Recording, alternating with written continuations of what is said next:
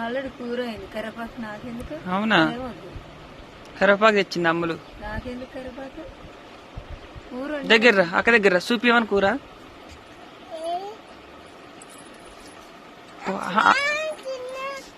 మరి ఏడంగొత్తావు?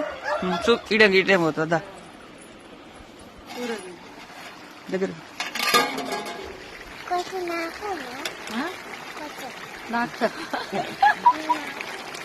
టేస్ట్ చేస్తావా? టేస్ట్ ఉప్పు ఎట్లా